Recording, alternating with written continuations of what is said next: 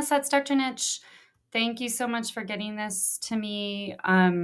Given what's happening with your mother, like I said, I have sadly a lot of experience with a parent having serious heart problems. So I understand how hard that is. If do the best with this assignment this week with the notes, but if you need more time, just reach out and let me know and keep me posted on your ability to do things, and we can work around that. I promise.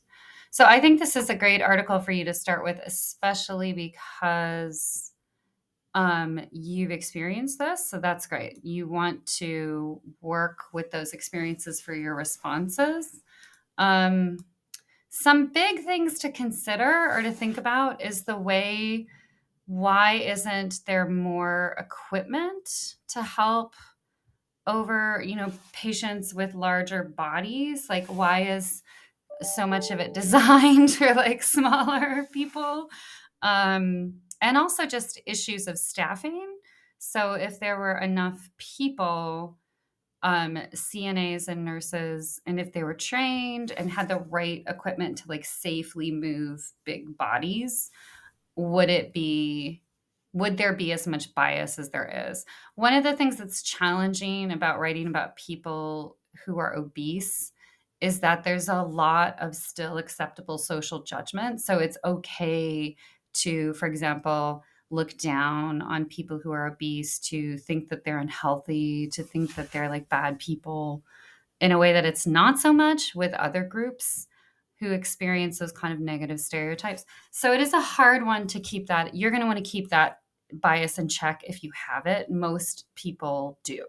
So, and especially if you're experiencing difficulty at work, it's hard not to get annoyed, right? And blame the problem on the person.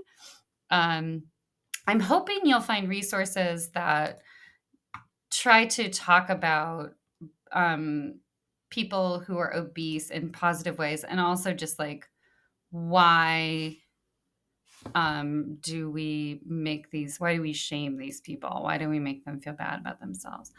For the APA non-oppressive language, I would look at disability. It's just going to give you this idea of people first language. So instead of saying obese people, saying people with obesity or people who are obese.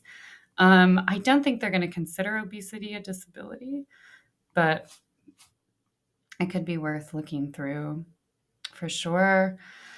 But it just shows you, like, people first, child first, like that's what you want rather than this kind of stuff. Definitely. Yeah, I'm not sure if they have obesity, which is interesting. They should. But looking, you're going to take double entry notes on this, not the homeless one, but on, too many things open, on the obesity article. So, yeah. Weight bias is the term that often gets used. So you're going to be using this. And then you want to take those double entry notes.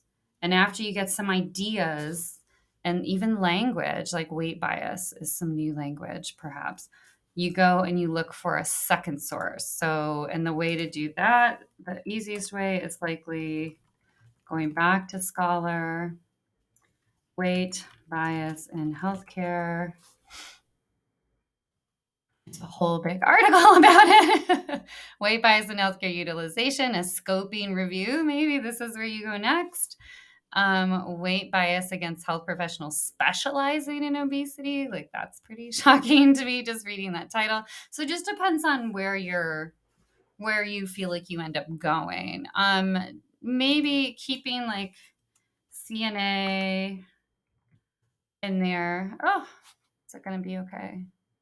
I don't want it to think that that's some other funky word. Yeah, so a nursing assistant. So maybe this one is useful. Experience of the obese population with weight bias and stigma. There you go. Weightism. That's a new term for me. Being a nursing assistant. This is someone talking about that position. So there's a lot out there. I think you can hook your CNA experience to this bias.